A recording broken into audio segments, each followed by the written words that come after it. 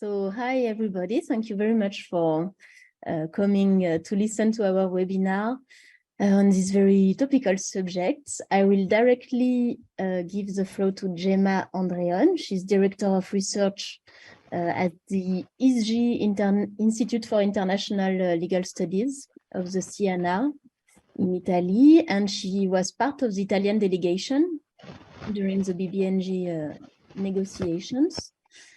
So she will introduce the topic with a short presentation, and then we will have a discussion about it. So thank you so much to everybody for being here this afternoon. This is one of the first webinar that Pascal and I we are intention to organize in the framework of a cooperation between our two institutes, CNRS and CNR, Italian CNR. So it's really a pleasure for me to introduce also this webinar and to bring to you our experience. And among the intervenants, we have several other experts that were attending the international convention, the international conference, sorry, that was okay. So the experience that many of us and did in the last session was actually related to the approval of the text in the Intergovernmental Conference focused on the third implementing agreement of the 1982 United Nations Convention on the Law of the Sea, so the discussion was actually focused on filling gaps and on the issue of implementing the obligations already provided for in the 1982 Convention on the Law of the Sea, and with a focus on conservation and sustainable use of marine biodiversity in areas beyond national jurisdiction. And this was actually the end of a long period of negotiations that took place in 5 sessions between 2018 and 2023, where the discussion were really highly complex on highly complex issues, and the conference was actually convened by the resolution of 24 December 2017, as you all know. Now the text has been actually just accepted by the delegations that were attending the conference, but we now need an important editorial revision that will be done by a small group nominated for this, and then the text will be translated into the official UN languages, in the 6 UN languages, and just at the end of this process, the agreement will be formally adopted and open to signature and ratification by all states. So we still need another session, another resumed session for the formal adoption. After this process and after the open to signature and ratification, the convention can be be, and the implementing agreement can enter into force after the deposit of 60, almost 60 ratification by states. So this means that we have done a lot of work in the last years, but we actually need still a lot of work to the main result that will be the entry into force, and then the application of the agreement. So after the triumphalism, beyond the widespread triumphalism in newspapers all over the world concerning the adoption of this text, actually we now need to assess which are the very good results, and which are the criticalities that still remain on this text and on the process that we have beyond.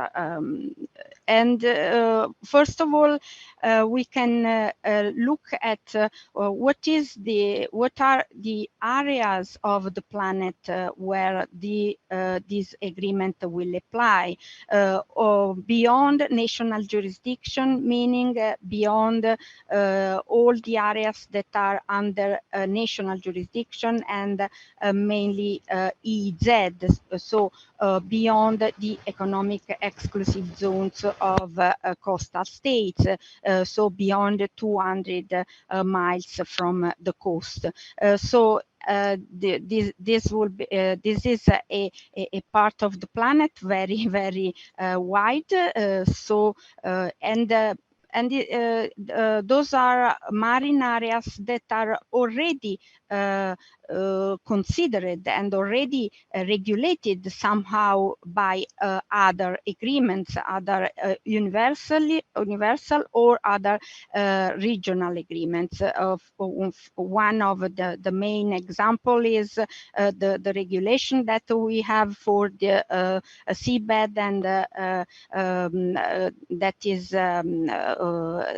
is done by the International Seabed Authority, and Giovanni is going to tell us more. But let's look at the four main issues of content contained in the agreement. The first one is related to the regulation of marine genetic resources and to the benefit sharing related to the use and commercialization of those resources.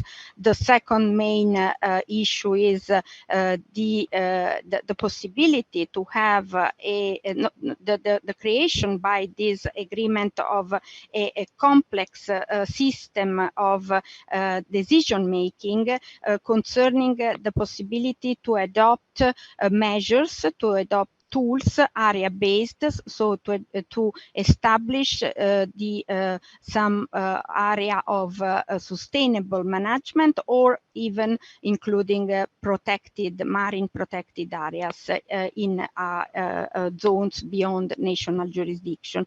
The third very important content of the agreement is the regulation of the environmental impact assessment that is now mandatory for all the activities that will be done in areas beyond the national jurisdiction. And the fourth one is the issue of capacity building and marine technology transfer. Here also we have a lot of news concerning the obligations of industrialized countries and towards developing countries and disadvantaged from geography countries. So just to now get very and to introduce directly the intervention of Giovanni, to give him the possibility to explore some ideas. I just want to conclude this introduction saying that some important aspect of these negotiations were the procedural aspects, because we have had an important role of consensus and also of the of new ways of get to the consensus and of building up the consensus through, for example, small groups. So the work into small groups, even if this has been some critical and points and even objection by some delegations, but we can explore this later. Another important point is the importance that this agreement has had under the reputational corner, in the sense that at the end the adoption was probably possible also because no one of the delegation, even the major powers in the world, had the courage and decided to be out of this very important result with the aim of protecting the planet or protecting oceans, so with the aim of fighting against climate change and loss of biodiversity. So the reputational aspect has had a very important place in the final result. And the last point is the role of civil society that has been played by not only NGOs that were present all along the discussions during the last years, but also by representatives from industry sectors and from other commercial and economic sectors. So this is very important for the success of the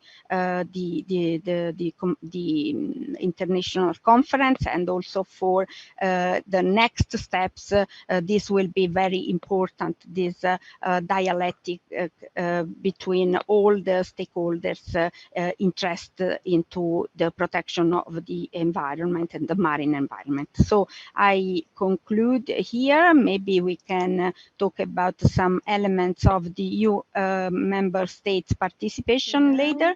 I will ask Vito De Lucia, who is a full professor at the Norwegian Center of the Law of the Sea, the University of the Arctic University of Norway, and he was accredited also to attend the BBNJ meeting in New York with as an academic observer, actually, and with the IUCN WCEL Ocean Law Specialist Group. So Vito, I would like to ask you maybe to talk about another topic, but which is quite related to what we've just talked about. It's the Article 5 dealing with the general principles and approaches that were used for this new treaty.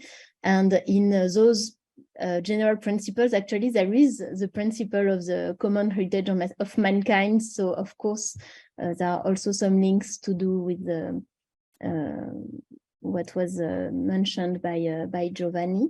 So, could you tell us a bit more about this and your experience in those negotiations? Yes, thank you, Pascal, and thank you also for inviting me. Also, thanks, Gemma, for that. So it's a pleasure to be able to discuss after now a few weeks of thinking and try to sediment a little bit the events that took place in New York. Still strange to think we do have final text. It's not a final agreement. in the sense that it will need to be formally adopted still, as Gemma mentioned. We do have a text, although we still have two versions to relate to. So when I started thinking about the workshop, I was referring to Article 5, and now in the version that's been circulated recently, the technical editing has become Article 7. That said, that new text, which is still in draft, changes will need to be approved by the delegation. So there's still some uncertainties. But I would still refer to it as Article 5, but I will avoid confusion. I like Article 5 for many reasons, and I'm happy to be able to talk a little bit about that because it connects a bit with every part of the agreement. And it has this interesting function. So I will not be able to go through, obviously, every one of the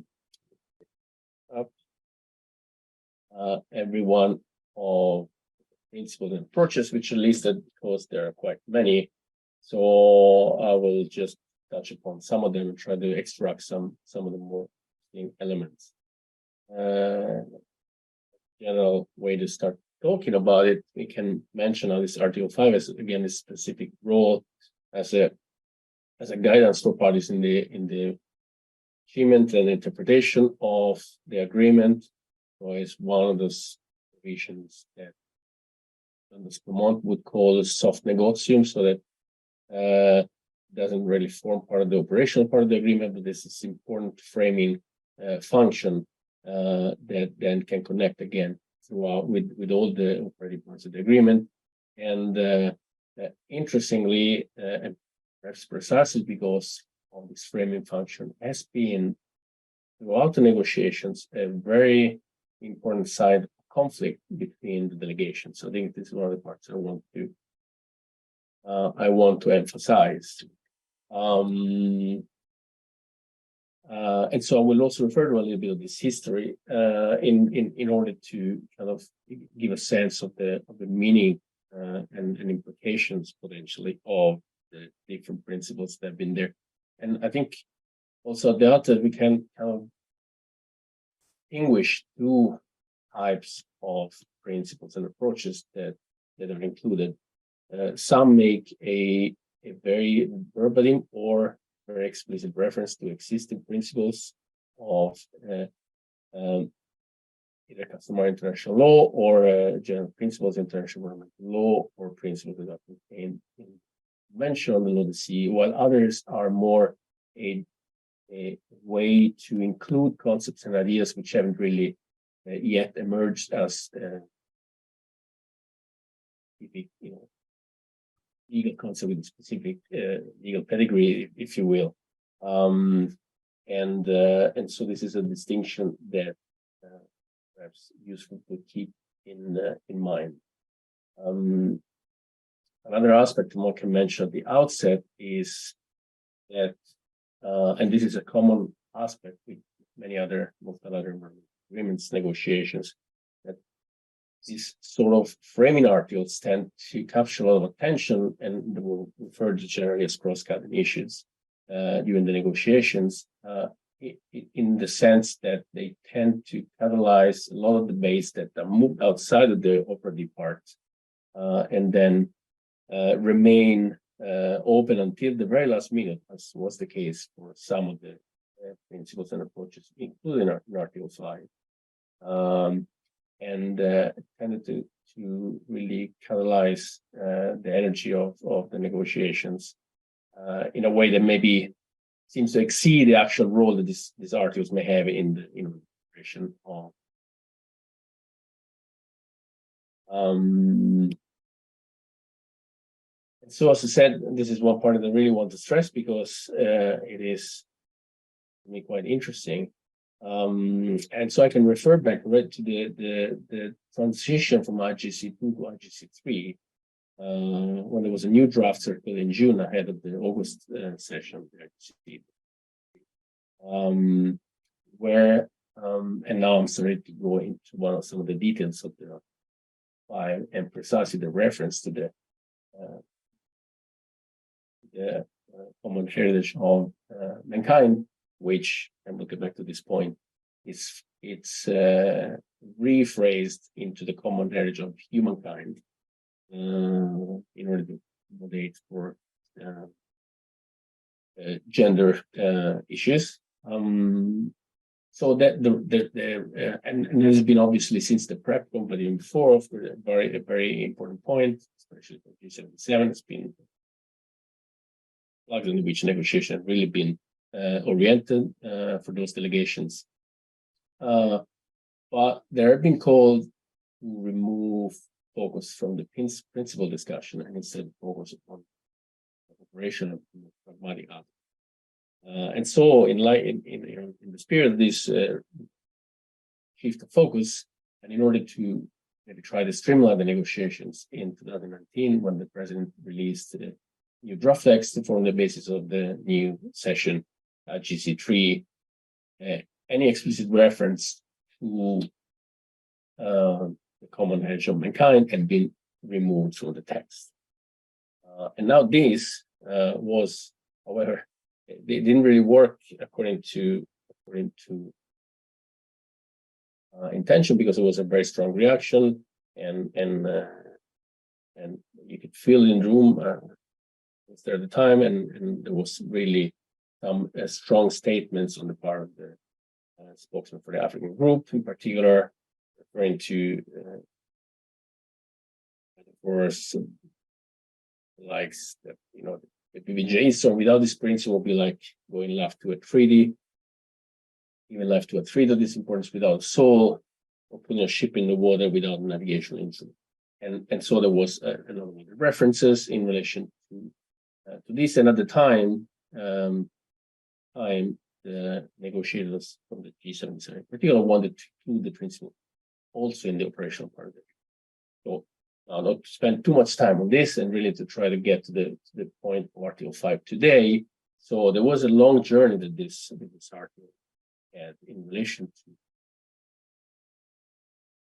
And so it seems that this has been really one of the crucial points of the negotiations up until the very last minute. So I was not in the room in the famous last 36 hours. I wasn't ready, and I left noon, but I talked with some friends and colleagues and delegates. So it seems that this has been a really crucial part. And so there's some points to be raised in relation to this, the inclusion of and also the formulation. And so one of the question is really, what is the role of this principle common heritage of humankind in Article 5, when one goes and see also what the operational part of the agreement contains. Does it add, and does it add anything? Does it help frame? Can it be utilized during will be a remaining process after the entrance into force? Would it be something that can be mobilized in relation to the development of the agreement unit? One of the questions that I'm sure will be raised at one point is whether or not the new formulation has really a one-to-one match with the actual principle of common heritage as set out and developed within the convention, or whether or not it's a more generic reference that doesn't really have a direct bearing in relation to the question of whether or not, and this was one of the questions discussed during the negotiations, MGRs can be considered to be a common heritage. So there is a question as to whether or not there is a junction between the deployment of the reference to the principle in Article 5 and the actual regulatory framework that's put in place in the context of the operational part of the BBNJ agreement. So this is the question remains open. It's not there also because I want to talk about another couple of the formulations, and to some extent there is a general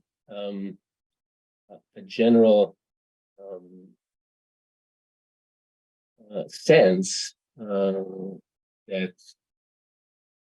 quite a bit of the formulations that have been produced or agreed upon at a late stage are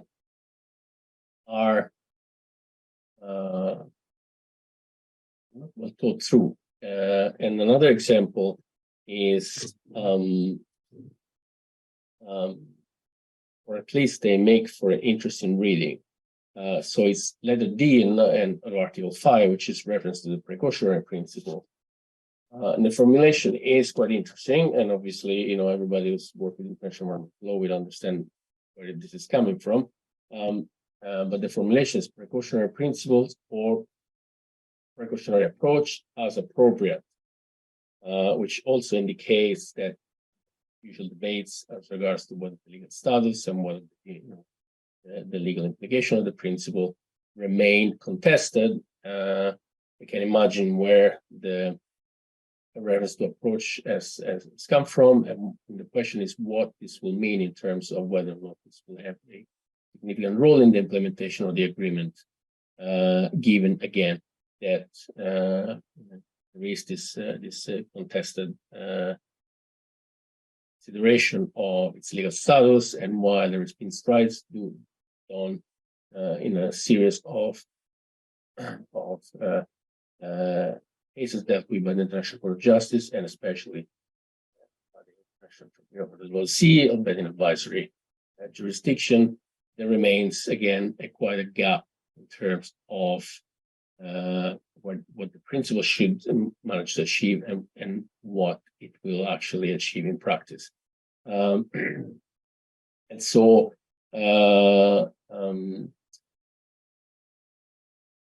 this is another question in terms of whether or not the principles and approaches, including Article 5, will have a significant role to play in the context of the development of agreement, if it will ever enter into force.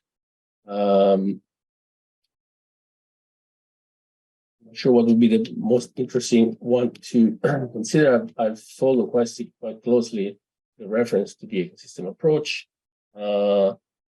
and I've for long suggested that utilizing a simple reference to principle of guidance approach in one such article would fall quite short of managing to really direct the operational aspects of an agreement toward the goal that reference to this principle set out to. And of course, the mechanism to ensure that there is a measure of symmetry in terms of how the agreement will be implemented and the ambition that a reference to this approach entails are disseminated in various parts of the agreement, and especially in relation to ABMTs and MPAs, but also environmental assessment. But we've seen also that in relation to some of those aspects, there has been a series of back steps in relation to precisely the ambition, for example, to the ability to opt out from measures adopted by the conference. So the parties on a series of stringent criteria, but still made available. There is also a problem of how this would be implemented, and that's maybe the crucial question in relation to how this would be developed in the conference of the parties, or the elements that can single out. Not an ecosystem approach is really two elements that we single out whether or not an ecosystem approach could be effectively achieved. Is one is the clarity with which scientific and technical body, and then the conference of the party may determine specific let's say ecosystem regions in which the objectives of the and also the cooperation with existing international instruments, framework, and bodies. And this open up a whole lot of other questions, some of which have already been taken up by Tito in relation to the non-undermining. There's also the question of recognition and whether and to which extent this mechanism that is provided for that the COP may established will be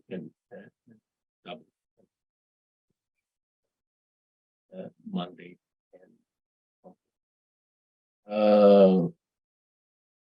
Maybe I'll stop here and just so this one David shared this few considerations.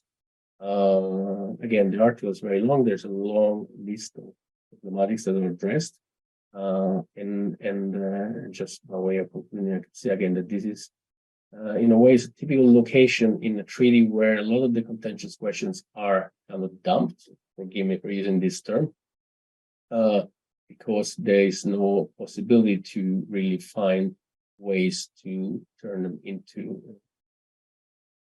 meaningful landing zone in the operational aspect of the agreement, and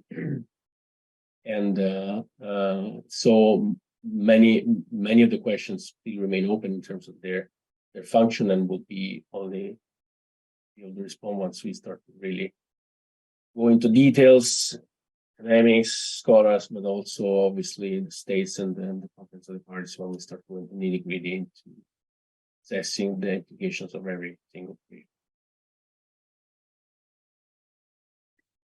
Okay, thank you very much. Yes, there will be a lot to say about this, and maybe we will go back to those principles and approaches in the discussion. We will do a first round of questions, maybe after the first round of presentations by our speakers. So I will now give the floor to Gian Maria Farnelli, excuse me for my accent, who is Associate Professor of International Law at the University of Bologna, and who also was part of the Italian delegation during the last meeting. And maybe the question for you would be to focus on the way that finally a consensus was reached on the question of marine genetic resources and the sharing of benefits mechanism. So thank you. Okay, thank you very much, Professor Ricard, and thank to you and to Professor Anderone for inviting me. Also, sorry for being late, but I was taking teaching duty up until 3 p.m. So I hope that you are hearing me fine. Okay, that's good. Well, the chapter 2 of the current text, apart from the slight remuneration the text is currently undergoing, was one of the thorny parts of the debate or through all the negotiation up until IGC4 included. Most of the MGR chapter was still under debate, with special regard to also to the definition of marine genetic resources. For luckily, the current definition is fully in line with that contained in the Convention on Biological Diversity, which was, I think, a good outcome of the of IGC 5. Also to avoid some sort of contradiction in those two legal systems, which are well deeply intertwined one with the other. Well, just to present was my experience during the negotiation. I would say that concerning marine genetic resources, there was already a widespread consensus on the fact that the benefit arising from the utilization, the first version it was commercialization, but fortunately we landed on a different term, had to be shared in some way, but that the real issue was one concerning whether only non-monetary benefits that are those not having a direct economic value should have been shared, or all the benefits, including monetary benefits should have been shared.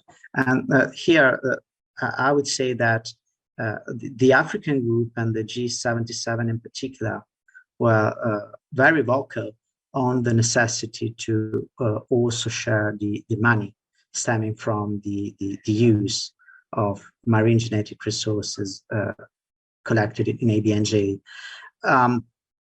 At the beginning, well, up until IGC4 included, again, the current Article 11 presented two very different options.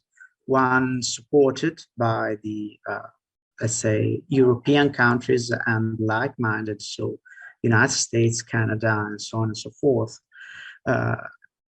having just the non-monetary benefit to be shared, so mostly scientific data, digital sequence information concerning marine genetic resources, samples. So mostly the wet stuff, but not just wet stuff, which could be used also for prompting scientific research in countries different from those having collected them.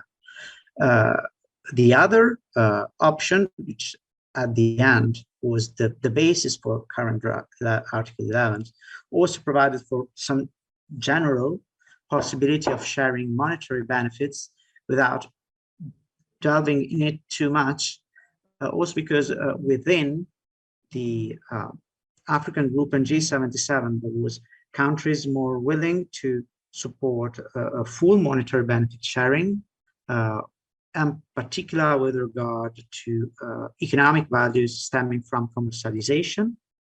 And on the other hand, some other countries were more willing to follow a decoupling system.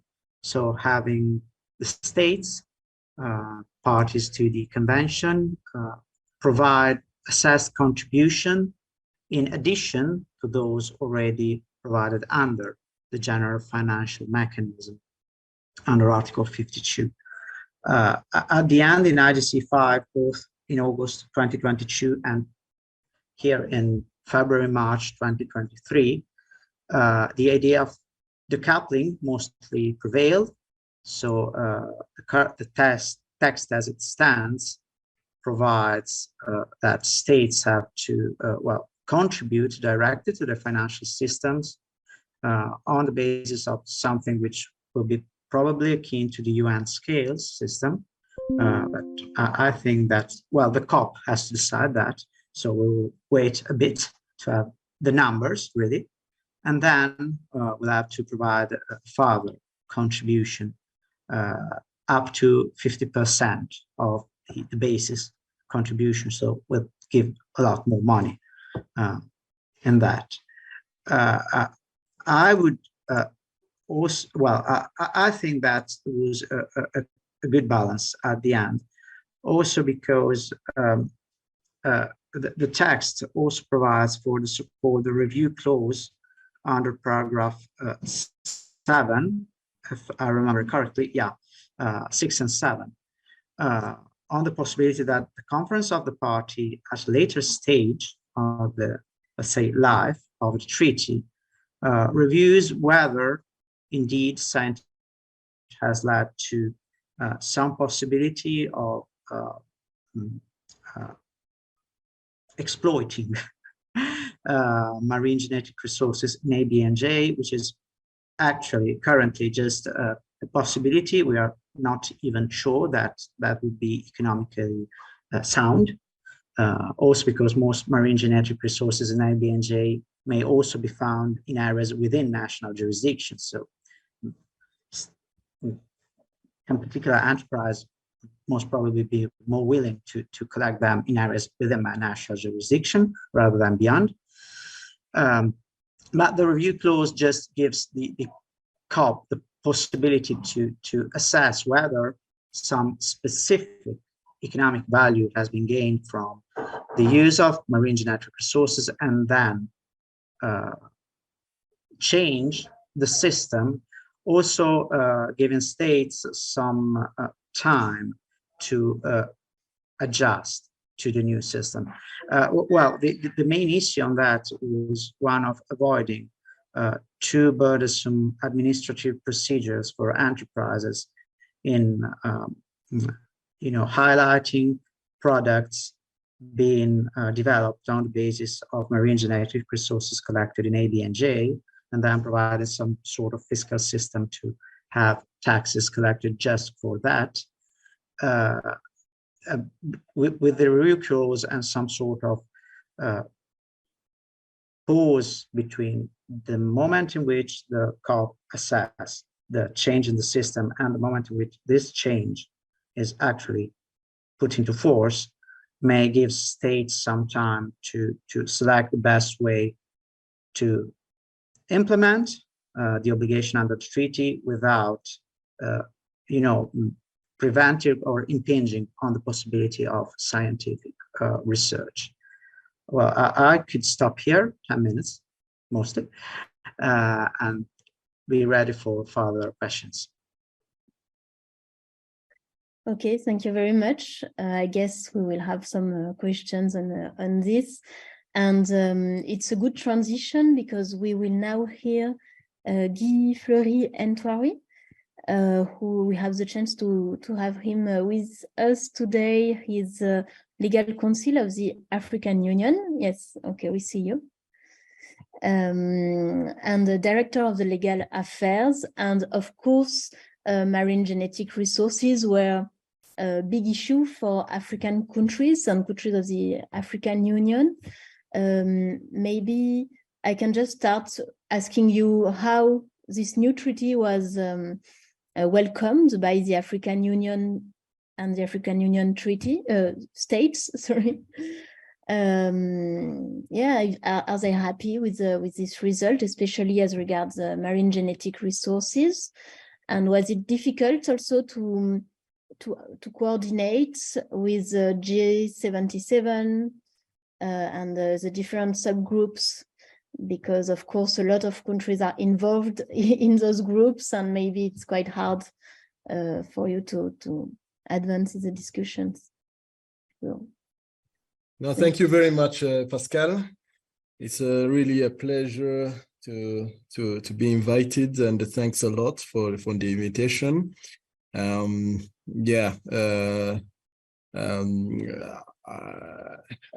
Of course, I heard the previous speakers. I think they are more knowledgeable on this issue, and it's a really a topic. You know me. It's not really my focus area in terms of research, but I came to it by my current function as the legal counsel of the African Union, as we were requested to support the African group in order for them to consolidate somehow the African positions. And thanks a lot really for the previous speakers. I think they touched all the main aspects, and particularly the last one, Mr. Gian Maria, on this issue of MGR, which was one of the critical aspects. The African group was really keen to have first a common position and also defend that position during the negotiation. To go directly to the issues you raised and you want me to tackle, I would say that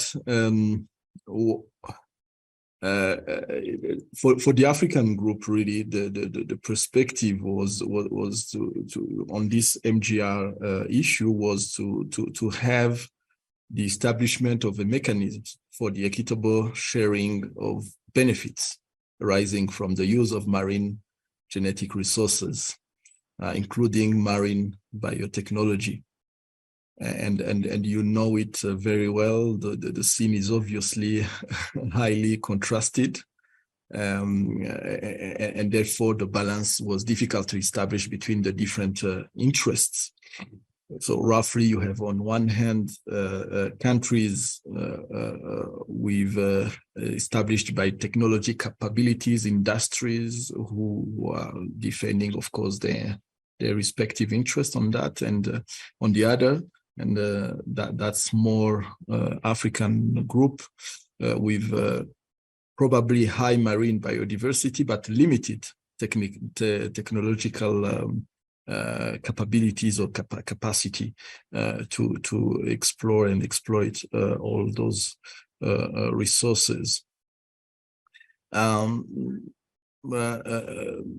So the main aspect of that African position was really to emphasize the importance of preserving and ensuring equitable distribution of the benefits of exploiting of those areas beyond the national jurisdiction, without also compromising with the area of sustainability. And there were the African group in New York was also concerned with the inequitable distribution of the benefits arising from access and exploitation of those resources. The African group really defended strongly that position, that the current framework for governance of those areas was fragmented, and it needed to be addressed by this treaty, and particularly by insisting on that notion of common heritage of humanity to serve as the foundation for the governance of those principles or on MGR. So that was a complicated negotiations. I happened to two of my colleagues attended the first week, and then I have to join them in New York. And the last marathon, I was there, and really issues were crystallized on those aspects. I think it's the outcome. Even though it's not completely satisfying the African group, I think we heard the African voice on those different aspects I have raised. And I'm glad that even some the specialists, like as you are, at least from the presentation I was listening from Gian, he was also highlighting those aspects. So, as not a specialist on that area, also I would say that it shows the negotiations from my perspective as an observer, because I'm not a state party or representing a state party. African Union was there as with its observer status. We could see that clearly that even the group of G77 plus China was not really so there were discussions even between that group. That's what I would say, and to see that there are polarized positions even within that group, on which, of course, you could see that on the other side, those who are called more like-minded group were more unified on that aspect. And that's really a source of satisfaction, at least for me, for us to have consolidated really an African position, because you could see that some of the components of the G77 were like on the issue of establishing marine protected areas. You could see that some were more keen to go for to join some of the position of the like-minded countries group.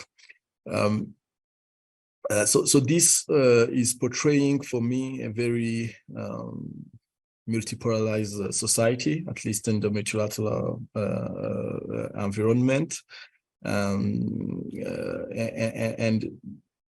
showing some strong groups that are emerging, and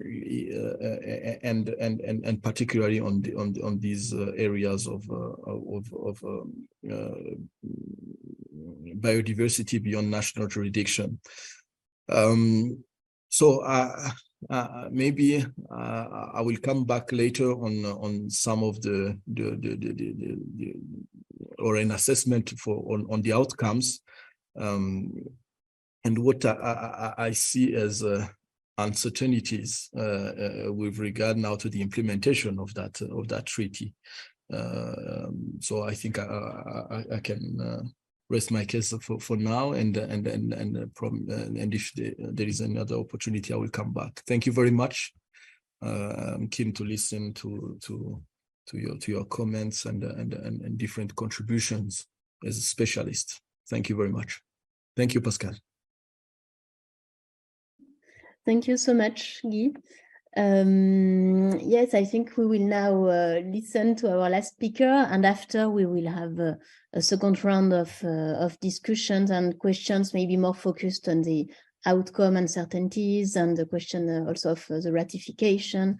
But before that, I would like to give the floor to Aurélie Spadon. She's a senior program officer within the ocean team of the IUCN. Which the ocean team is part of the Center for Conservation Action of the IUCN, and she holds a PhD in oceanography and follows the negotiation from 2010, so it's been a long time now. So maybe I can ask you to have a broad overview of what we can say about those negotiations. What role the civil society played in these negotiations? Gemma mentioned it in her presentation, but very briefly, so it would be nice to have your thoughts on this. Yeah. Thank you very much, and thank you for inviting me to be a speaker at your webinar this afternoon, and good afternoon, everyone. So yes, as you said, Gemma mentioned it in the introduction, and I will agree with her on the wide definition of what we hear by civil society. It's both the intergovernmental organization, IGOs, the NGOs, but also the sector association, the industry and the economic sector, and as well as all the academic world that is also supporting those negotiations.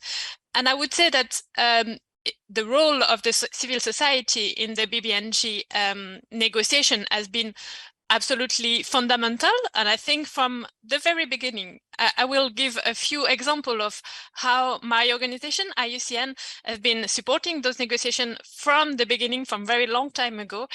And so we were engaged, I mean, even before the start of the BBNG working group, I mean, pushing for that matters to happen with the different strengths of IUCN, with commission, and we have a commission member with us today. So the different commission of experts of IUCN joining forces to be present on legal aspect, on scientific aspects, to really inform the delegates, inform the state delegation throughout the process. And it came into from different vectors. It was like we had a lot of webinars that built a knowledge series. We had specific expert workshop on, for example, area-based management tools, including MPAs, since 2017. IUCN developed a full commentary on the text just before the August session, ITC 5 August session. And that I can give you a little anecdote here where I was sitting in New York at IGC 5 in August and having state delegates climbing up to the observers area and come to IUCN bench and asking, oh, by the way, do you still have one of this commentary on the text? I mean, that makes you feel very proud of working for IUCN and supporting those process. And we had also, and it's not a little part of this, all bilateral one-to-one discussion in the corridor, in the around the negotiation, etc., that I think was also very instrumental. I want to cite here the presence of the High Seas Alliance, which, as you probably all know, is like a group of NGOs. I mean, getting together to support this process, and I think that was absolutely very impressive and amazing. The amount of work they managed to put on the table. I mean, to support and join forces, and it's a good example of collaboration on this side of the room, I would say, and that I think was very appreciated by many. And I just want to reflect here on a topic that is slightly different, is about the awareness raising campaign, because the general public, how these high seas negotiations were perceived. And I have to say, being there for a long time, nobody cares, I mean, nobody knows about the high seas for very long. And I mean, and I was so kind of disappointed by the media coverage after August session, because they were all, I mean, they said nobody during the whole summer, and after August session they were like, okay, that's a failure, so move on, and things like that. So, and it was on the contrary, it was absolutely amazing, the media coverage that came after the agreement on the text on the 4th of March. And I think everybody heard in the following weeks about this high seas big negotiation, environmental treaty that was happening at the UN, and getting states together and stuff. So I think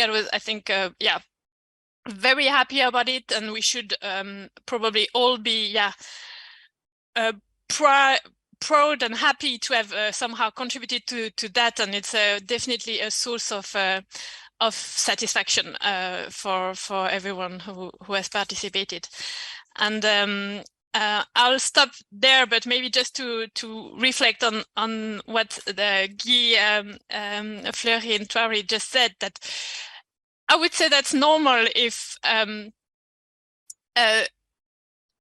someone is not 100% happy. I mean, it's just like it would be, the contrary would be very unnormal if you have like some parts of the negotiators like being super happy with everything in the text. I mean, that would just demonstrate a failure of the negotiation process. So, and I'm very happy to continue the discussion with you this afternoon. Thank you, Pascal. Thank you very much. Yes, it's true. It would be strange if everybody were so happy, and maybe that can be the second round of question that I can ask you, and feel free to intervene in the order you want. But for you, what do you think about the next steps, which is the ratification of the treaty? Do you think there will be, like in 1982, a very broad ratification process? Do you have an idea about this? And also, maybe if you want to talk at the same time about the main uncertainties that are coming, or maybe the main outcome, if you want to be more positive. Yeah, so I don't know who wants to start. Maybe Aurélie, yes, you can. Yes, yes. Thank you. As I had the floor, I will just continue to speak. And I think the main outcome of having an agreed text, I mean, it's like this text is providing a solid basis that party will use to develop the modalities for the implementation of the treaty. I mean, and I think one of the great success is that the text is giving enough power to the COP to make this treaty implementable. And I think the first COP will be one of the very key moments in time of this treaty. And we will see many things falling into place, I believe, I hope. And I think that will be very crucial. And for IUCN point of view, I mean, on core of our work, I would underline that the ABMTs, including MPA's part, is really one of our part that we are very much interested in and will continue to follow, because, of course, it will allow to the conservation and protection of marine biodiversity beyond national jurisdiction. And it's also is a strong link with the Kunming-Montreal global biodiversity frameworks and how we will implement and reach the 30 by 30 objectives. So, and about the uncertainty, I would say the ratification, of course, will be absolutely key, and the civil society here has also a role to play, I mean, to support the early ratification of this treaty, and we will continue and provide that the benefit of ratifying the treaty should be very clear to all states and a group of states. I mean, so that we can communicate to them very well, so that we get to that number of 60 countries ratifying as soon as possible, I would say. And we have been comparing the numbers and the time it took, and for the Paris Agreement, for the different and we said maybe 18 months is optimistic but realistic. I mean, that's one thing, yeah. And yeah, I think that's it. But yeah, again, I think little by little, all the uncertainties will be left and removed from this as far as we go. And it's only the starting point, right? We spent 15 years, but it's probably only the starting point of our work. Thank you.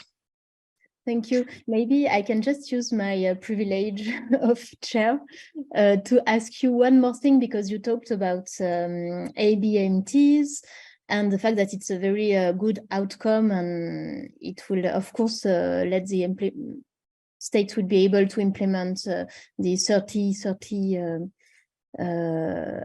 objective of the CBD. But I saw also that there is an opting out option for states in the new treaty. So at the end, if they really don't want to be linked by the new marine protected areas, for instance, they have this possibility. For you, is it something that can be very important, or maybe the conditions to opt out are sufficiently strict, so it's not a big issue? Yeah, so thank you for that question on the opt-out, and I think that's something we have been following a lot, throughout the process, and specifically in the last round of negotiation. But and I'm speaking within my scientific background and not being a legal expert, but I think that the condition for opt-out are strong enough, and it will not be possible to just say, okay, no, I'm not interested, I will opt out of these MPAs for that.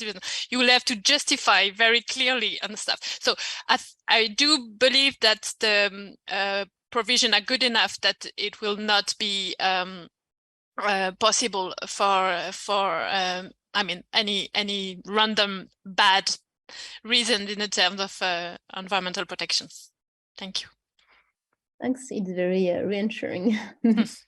So I will give the floor to Gian, who asked for it. But we cannot hear you. Sorry, my mic was off, indeed. So I just wrote down your question just to be structured. As to the next steps, I'm rather hopeful on the fact that there will be a rush to ratification once we have the final text. Also, due to the fact that, as already was saying, the first COP will be deciding a lot of things, in particular financial rules and the establishment of most of the bodies. And therefore, I think that states interested in the BBNJ proceedings, which are a lot, will try to be there at all costs, just to avoid being later bound by something they have not contributed to. I think in particular European state, but not just European state. As to the main outcome, I do think that the ABMT part is a good outcome, but also the MGR part, as I was saying, also because, being there in August, I was very, I would I wouldn't think that we will be able to reach an agreement in March. So I think that, well, some space was covered and was very good, although some uncertainty still exists, not in the MGR part. I would say that most of them falls in the ABMT part due to the opting out system, which is indeed rather narrow. But you know, we are talking about states interpreting what other states do, so we might have some conflicting interest. And I also think that a very good outcome is the dispute settlement part. So Article 55, which mirrors provisions in UNCLOS. This is good too, also for avoiding contradiction in the general international legal system, but also the advisory opinion provision under Article 48, paragraph 6 or 7, which is good too, because in my opinion, well, all the BBNJ treaty is more advisory opinion material than contentious case material.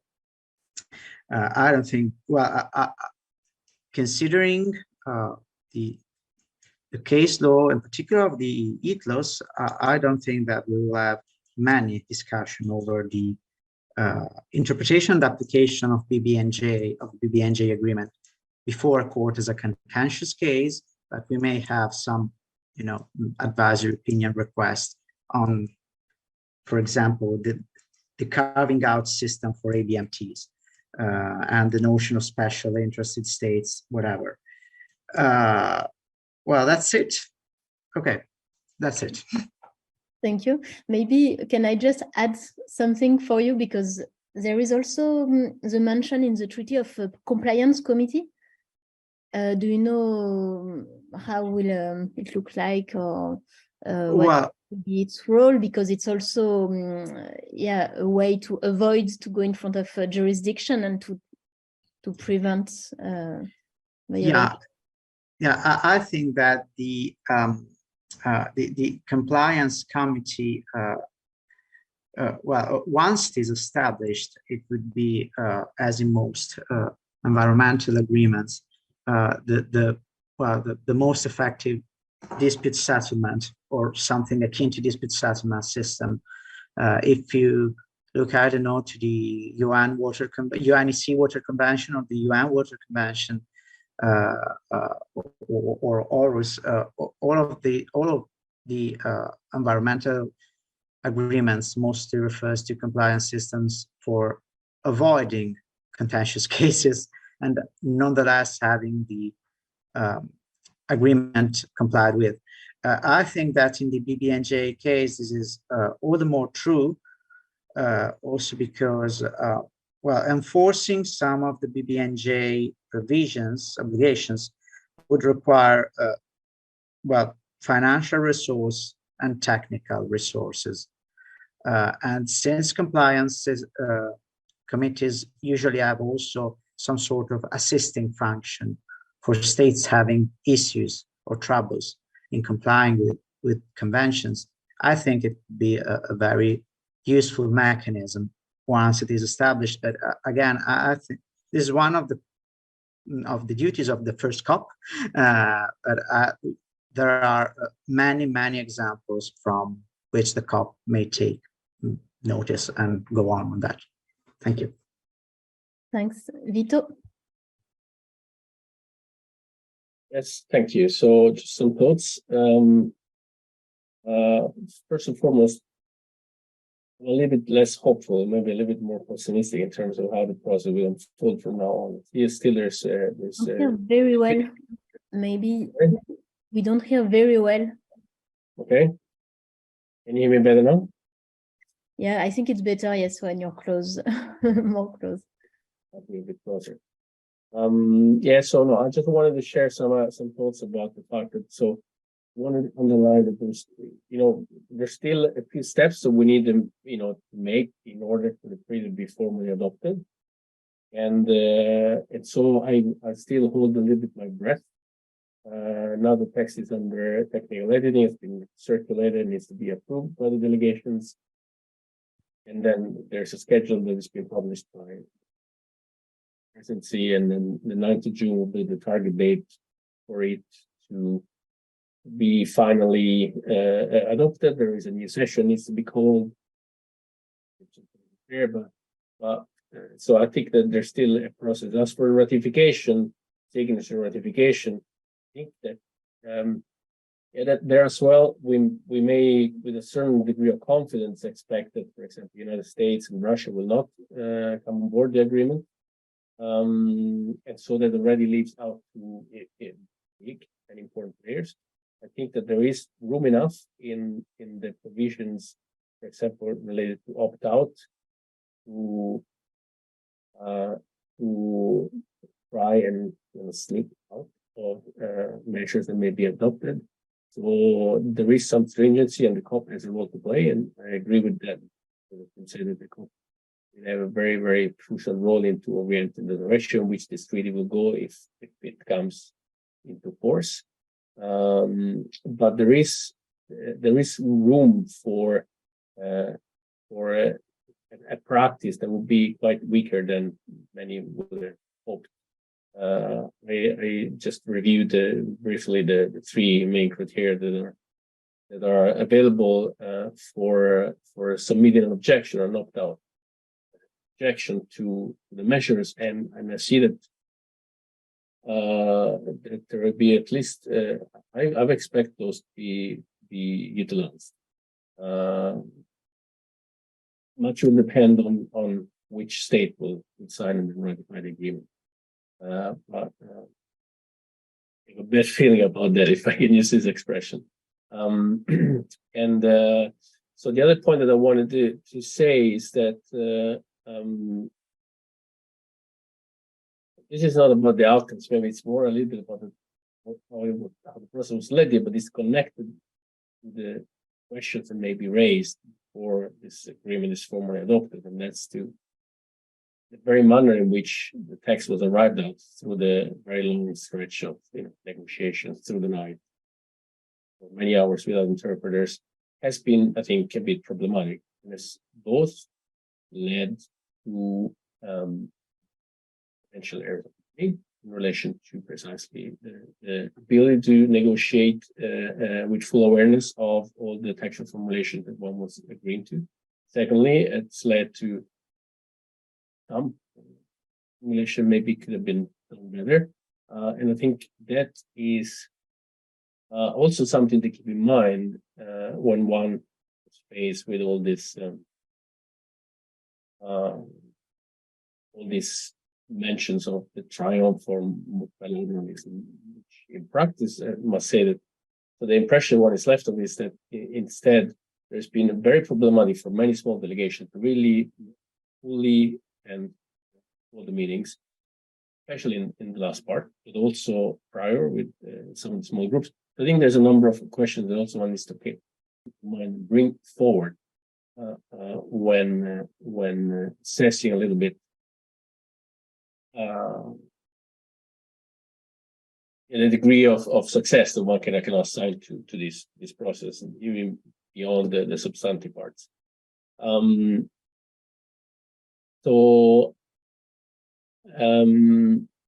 was the other thing I wanted to say? I think maybe I can stop here. I think maybe if anything, but then again, will be very much up to the COP to really determine the speed and scope of this agreement will really be implemented. I think maybe a lost opportunity is to link more directly this agreement with existing processes like the EPSA process and the CBD or regional mechanism that is determined and developed framework for identifying areas which are in need of protection, could have streamlined and maybe sped up the process of designation once the COP had reached the operational stage. It's probably something that will happen, maybe hopefully will happen through the operations of the COP, maybe the scientific body, and maybe some memorandum of understanding to be established with other regimes. But it would have been useful, given especially all the work that the CBD has already done, and the fact that in some respects, one can say that that this, well, it is an implementing agreement, although the convention, it has a measure of degree of environmental agreement rules in relation to the CBD, precisely because the CBD lacks the competence in relation to components of biodiversity in areas of national jurisdiction, and also the concept and the language that is deployed to this agreement is much closer to the CBD than it is to the convention. Starting from the top. So I guess that's what I could say based for now. Thank you. Yes, of course, it's we talked a bit about the not undermine principle, but of course there is this complementarity that will have to be found, especially with the CBD and maybe with the EPSAS process. So yes, it's also a big issue to come for the future. Guy?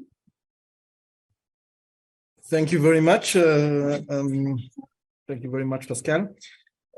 Yes, indeed, what I would say is a main gain from with this treaty.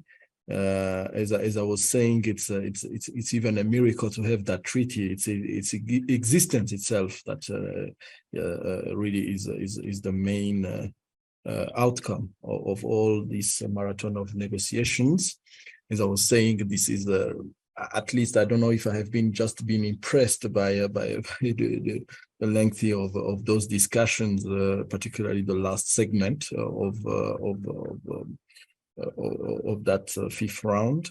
But I saw somehow positions which are polarized and in a strong way, and with if I may say, in consolidated blocks. So I think it's a good outcome that we have even that treaty. Second element, I want to echo what has been said by also Gian, to say that this is also a treaty that is containing all those principles, at least that now has been crystallized through different COPs and everything, and which are advisory opinion request material, really. And this can be, we can build on that and to maybe to serve as for a jurisprudential development through request for advisory opinion, particularly on obligations of our states, because you will not find so many things in that treaty in that regard. But I think it's with those principles, broad principles, but also somehow precise principles, this can serve as a basis. So now, from an African continent perspective, of course, the main positive outcome is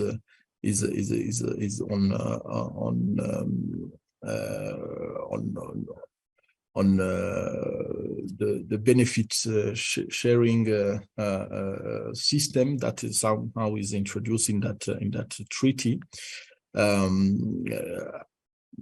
Provisions, several provisions on fair and equitable sharing of benefits, particularly from the use of marine genetic resources. On that particularly, it's the financing mechanism that is put in there, and you have a special fund that is put there, and which will be, if I'm not mistaken, appropriated from monetary benefit. There is a kind of link between that Article 52 and Article 14, and we shall have that special fund appropriated from the monetary benefit from the usage of the MGR, utilization of MGR. So I think that's something that is very interesting. Of course, one of my not satisfaction, but even that's more personal. it was the participation of regional organizations, and I thought that the definition that is there is more appropriate for European Union, not for every international organization. So that's something we as African Union, we wanted to put forward, but as we were saying, you cannot have everything as it is a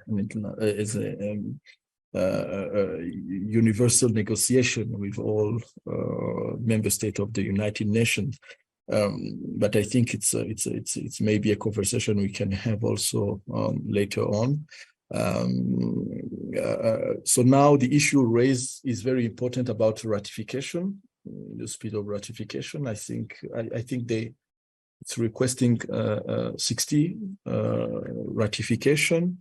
I don't think it will be a difficult task. However, it's the how do I say, the composition of those 60, those first 60 that can be very important really to determine in order to trigger all those mechanisms that are provided in that text. I was part of the discussions on the secretariat, whether there was a need to establish a secretariat or just rely on the expertise that is already established from that department in the Office of Legal Affairs of the UN. So there was pros and cons, but I think the solution was to have a new secretariat, and that's where I see maybe problem now with regard to the composition of the first 60 to ratify. Are they going to be able to launch that secretariat and really because that really will trigger the whole implementation of that agreement. Let's hope that we have different countries, and particularly those who have significant means really to help for the launch of the whole system of the treaty, and not just localized membership for the treaty. Yeah, that will be my take, at least on that issue of ratification. Thank you. Thank you. And also, may I just ask if the landlocked states, for instance, were they also involved in the discussion and in the new regime, or was it a bit far away for them? Yeah, okay. If I may jump in, on that. I think they were somehow involved, at least from the African perspective. There was voices to have their concerns being taken on board in the African group positions. Not that I have heard so much of them, many of them expressing themselves, but I think there are provisions that are related to the landlocked countries. But maybe some colleagues can compliment on that. Thank you. Thank you. Maybe, I don't know, Gemma, in your introduction, you did it very short because you wanted to leave some space for Giovanni, but you wanted to talk about the European Union. Maybe it can be... No, I thank you, Pascal. Thank you to all the intervenants. It was very interesting hearing from you. And I'm wondering if someone who is attending would like to intervene or to make a question. I also see Chiara Neri, and I don't see her since a very lot of time. Ciao Chiara, hello. So if any question? Anyway, I was just mentioning the participation of European Union member states, because during those negotiations we had a different kind of participation, different from the one we had during the UNCLOS, as we decided by an agreement, internal agreement, to delegate the participation of all the 27 states to the Commission. So we had a very closed coordination in among the member states before the and after the end, before the start and after the end of each session. So it was quite a very, very interesting dialogue inside and with the outside. So this was just to say that also this difference in procedure could have brought some results, some good outcomes in this sense on side from the side of the European Union. But I was also just wondering, and I would like just to say that we still have some big uncertainties, even though we have this good first step, because we, as you have mentioned, we have all the ratification process that is still important and is still very difficult. But not only the ratification process, even the overall participation of the states, in the sense that not only is important the entry into force of the agreement, but is really, really important, and that the agreement, the universality of the agreement. So getting to the universal implementing agreement, or otherwise the concrete result of protecting oceans will be almost impossible. So another uncertainty is how the COP will work, and in what kind of cooperative atmosphere, and in what kind of legal and political framework will work. So this will be very, very important to understand if, as Aurélie was saying, the COP will express at maximum the powers that received from the agreement. So and even what will be the attitude of the COP toward the other organizations, because as we know, with the not undermine principle, we need this closed and interconnected cooperation between all the universal and regional and sectoral organizations together with this COP. So this will be also something very, very, very important to monitor and to look at in the next future. And the last point, here I can also, and I would like also to pose the question to the speakers.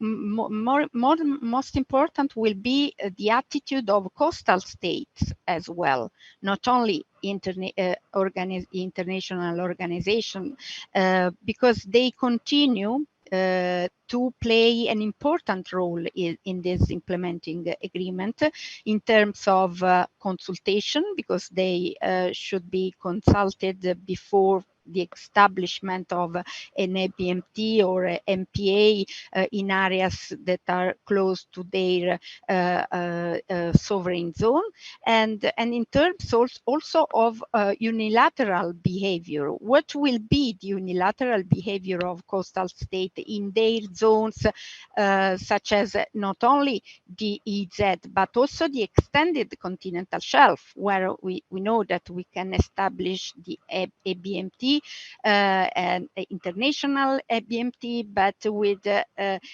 coastal state acting for the seabed. So there are a number of uncertainties that we have to monitor and to look at the practice, how it will evolve on the basis of this agreement. So this is very important. So hopefully all the involved relevant stakeholders will agree in continuing this first step of cooperation, but toward a massive protection of the oceans. This is my hope.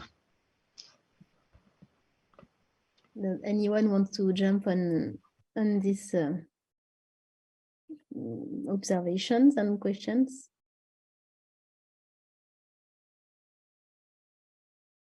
There is also a question online saying that what are our thoughts about the main challenges for the implementation for European countries, and particularly for Italy?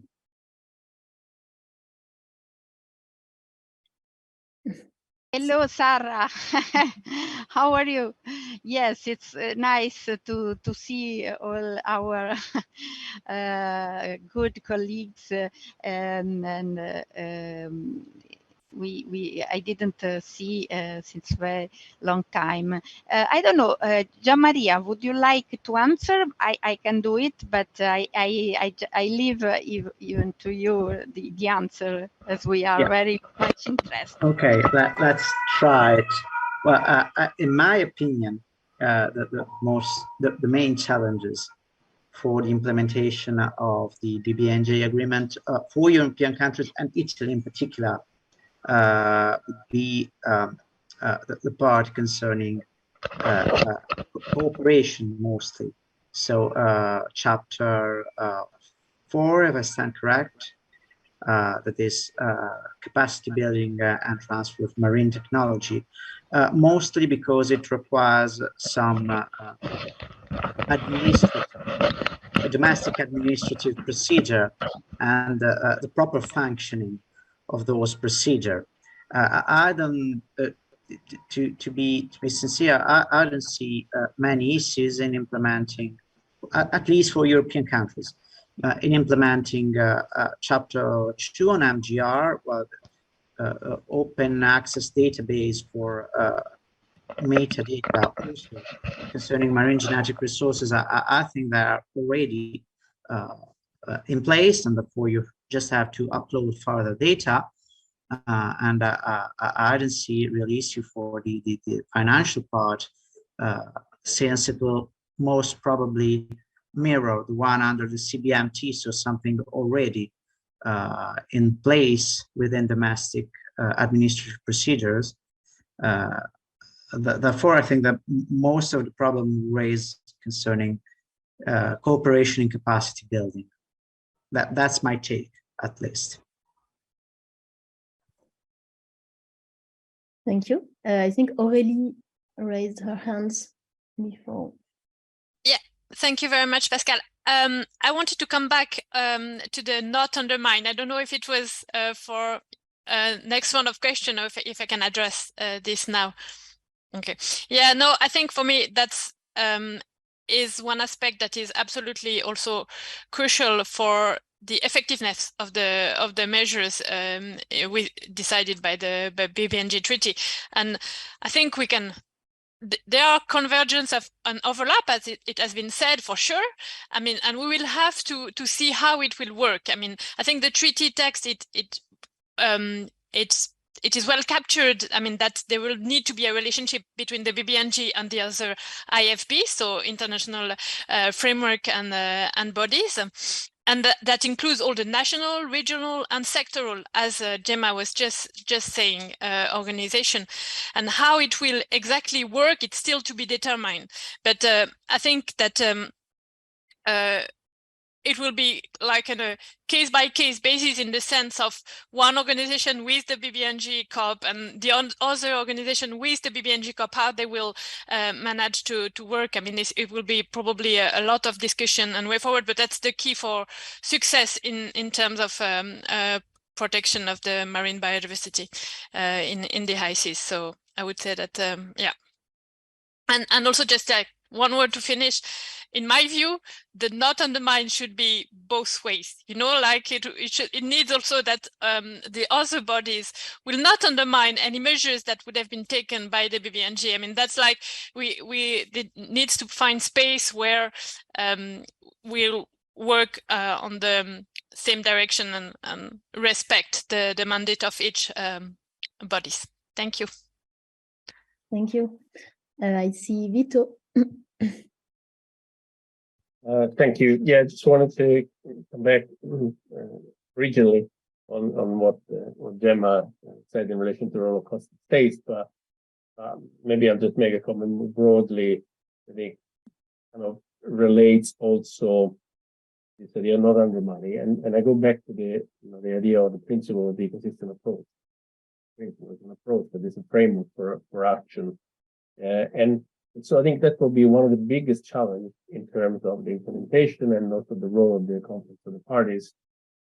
How really try to operationalize this idea, which is works precisely against the idea of fragmentation. This idea of fragmentation, by contrast, is still kind of brought on board the agreement, partly through the idea of not undermining, which will determine a potential set of conflicts in terms of the measures that the BBNG agreement will be able to adopt and the full scope of those measures, and also how those measures will be operational and in which manner and which degree of limitation in areas where there exists the competence of other IFBs.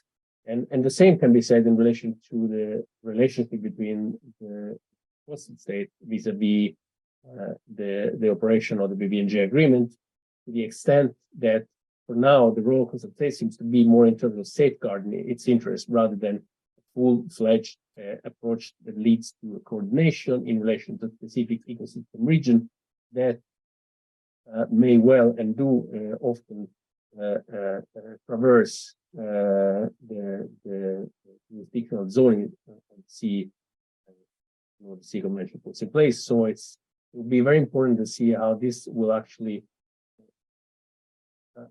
be managed in terms of ensuring that specific ecosystem region that needs a coherent framework of protection and conservation will be dealt with when it comes to navigating the potential conflict between the interests of conservation that the BBNG agreement should safeguard and let's say the more parochial interest that may come into play when there is a conflict of competence or there is a agency issue with relation to coastal states.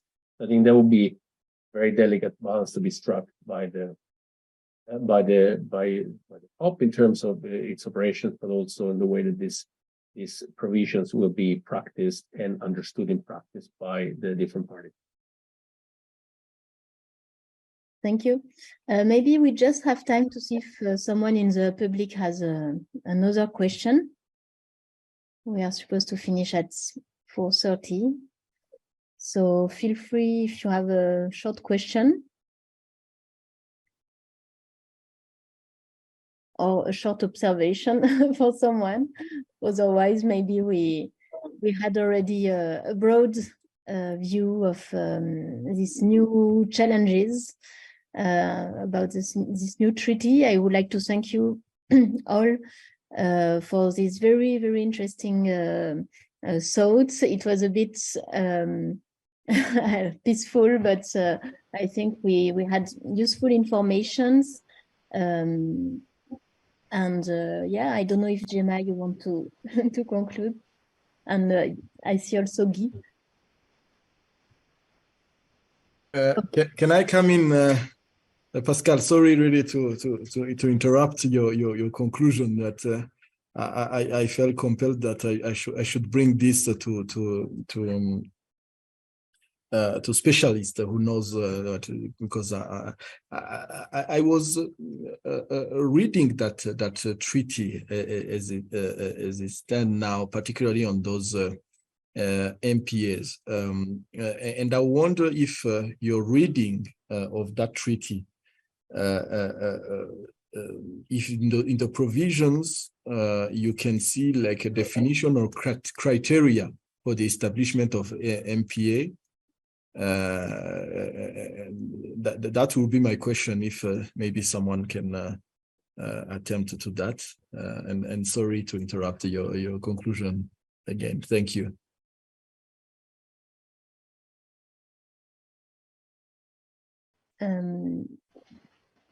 Gemma, you want to?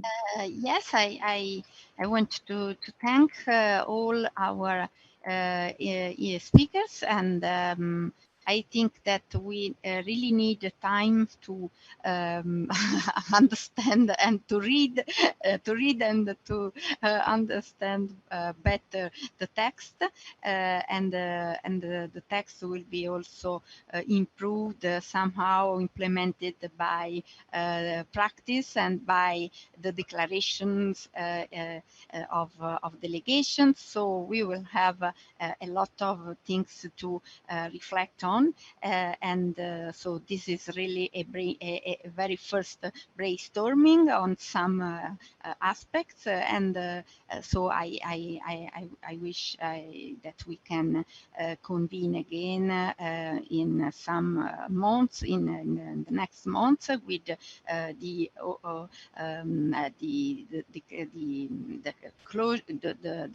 agreement will be formally adopted, so we can then also make observation step by step on it. So thank you so much for participating. Thank you, Pascal, and see you next time.